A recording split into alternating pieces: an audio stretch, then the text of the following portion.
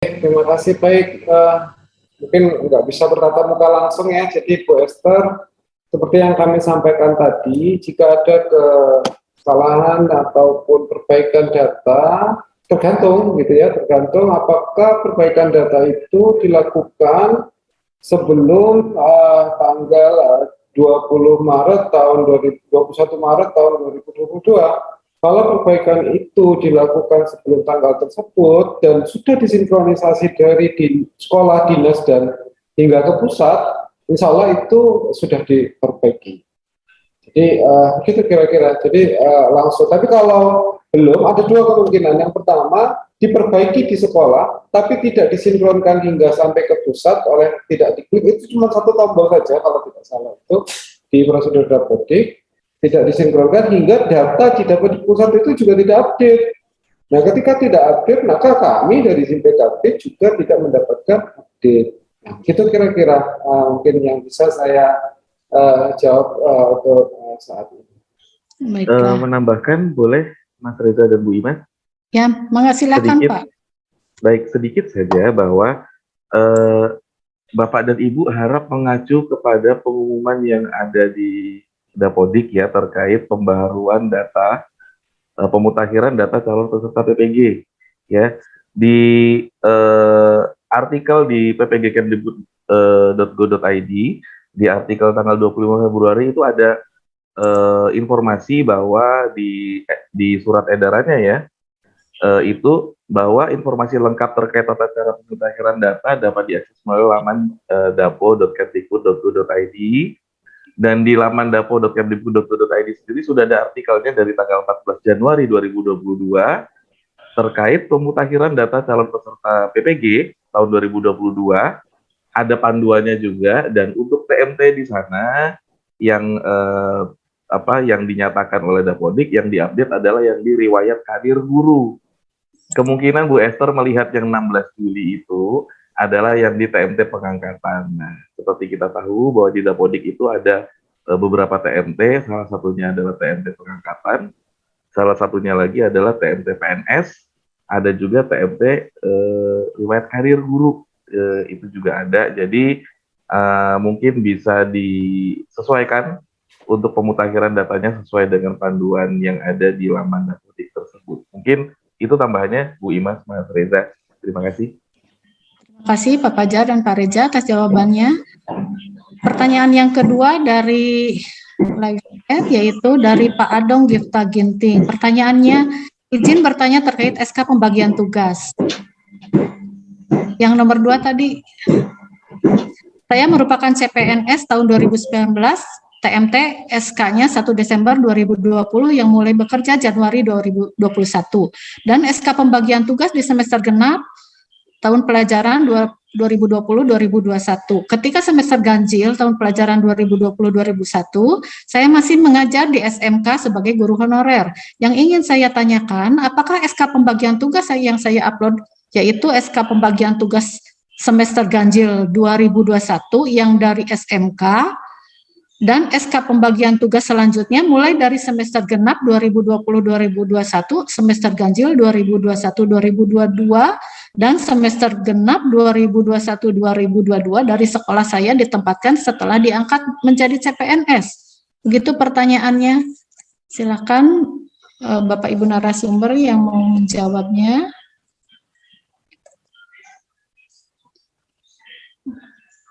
Mungkin ini Bu Neneng ya.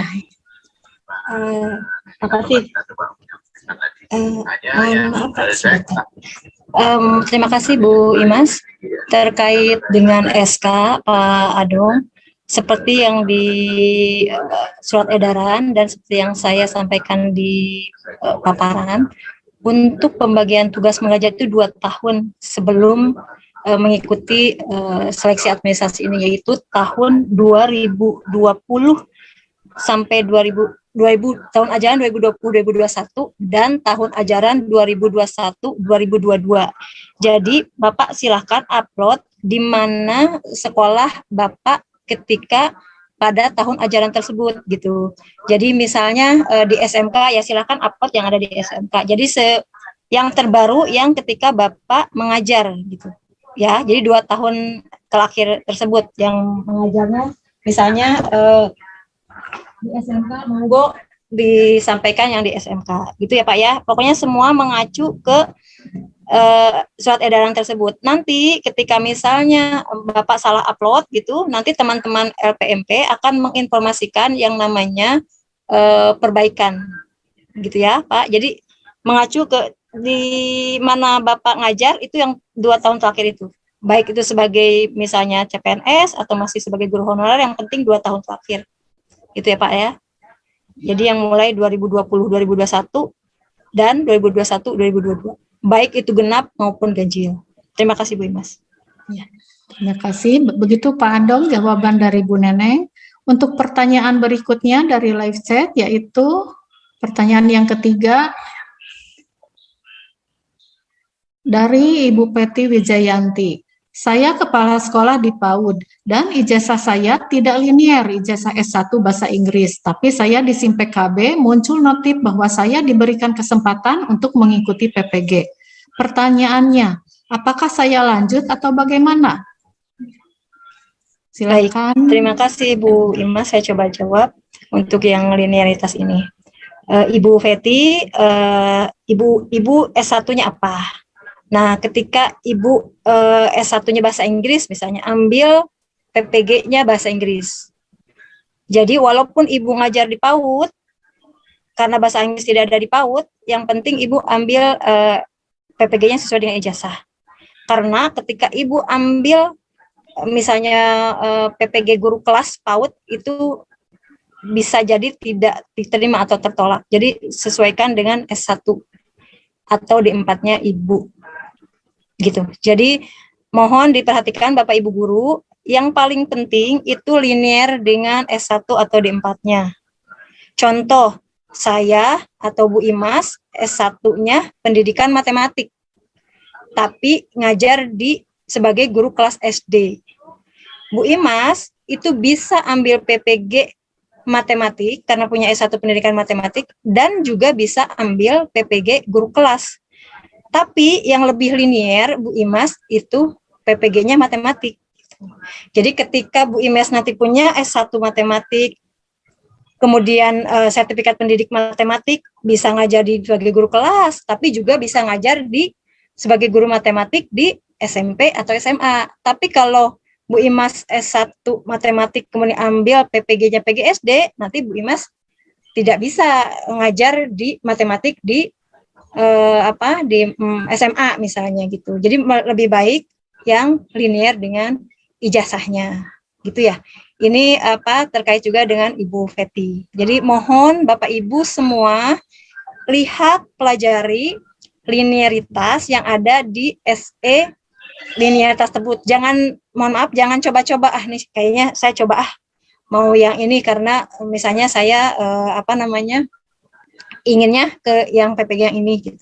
Jadi mohon maaf, jangan coba-coba, lebih baik disesuaikan linearitasnya, karena teman-teman LPMP pegangannya itu ya SE linearitas itu gitu. Jadi pasti akan tertolak kalau misalnya tidak sesuai dengan SE linearitas di SE Bapak Direktur.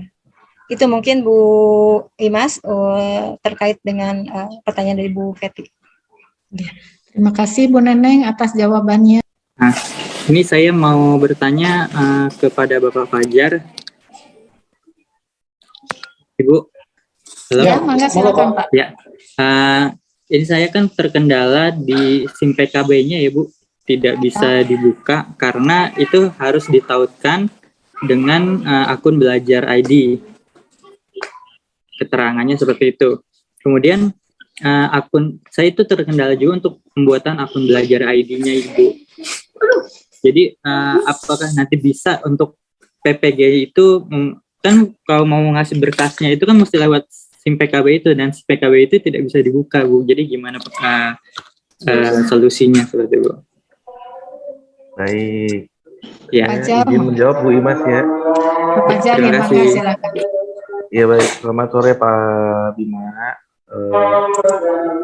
Terkait akun belajar.id, itu di tiap daerah sudah ada kapten dan kokaptennya Pak. Dan informasinya di sekolah juga ada gitu ya, di sekolah juga ada yang bertugas untuk mengawal akun belajar.id ini. Namun apabila juga ternyata masih kesulitan misalnya menghubungi kapten dan kokapten, juga mungkin kurang tahu di sekolah itu siapa, Bapak bisa ke situs belajar.id ya, di situs belajar.id itu nanti di pojok kanan bawah, mulai dari jam 9 sampai 17 di hari kerja Senin sampai Jumat itu ada tombol butuh bantuan ya Bapak dan Ibu. Jadi mungkin bisa menghubungi di situsnya langsung belajar.id, atau yaitu tadi ke kapten atau ko-kapten yang mengawal belajar.id di daerah masing-masing. Nah, cuman saya juga belum dapat informasi terkait kapten ko-kapten ini. Mudah-mudahan Dinas Pendidikan bisa membantu ya, apakah ada kontaknya kapten dan ko-kapten ini untuk permasalahan yang dialami seperti Pak Bima barusan.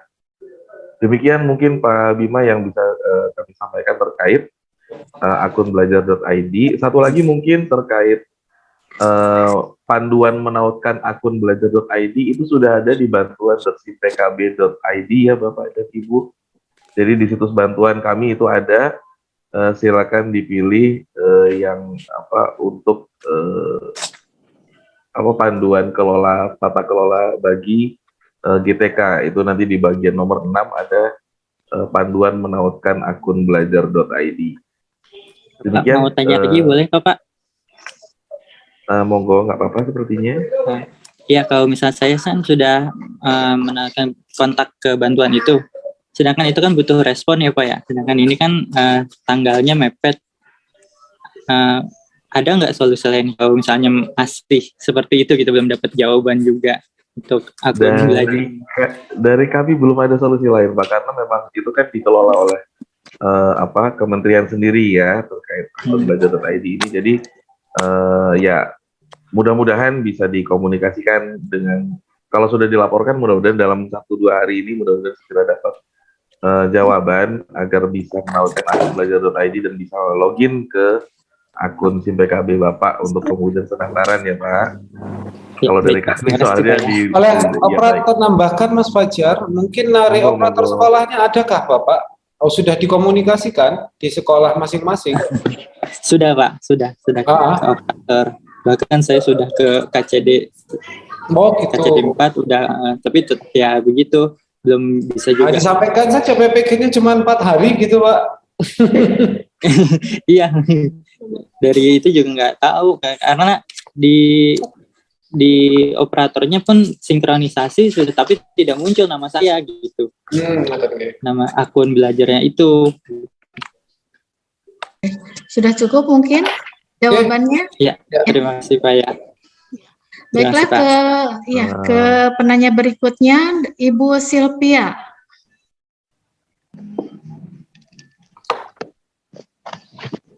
Monggo Ibu Silvia, sebutkan dulu asal sekolahnya, berikut kota kabupatennya.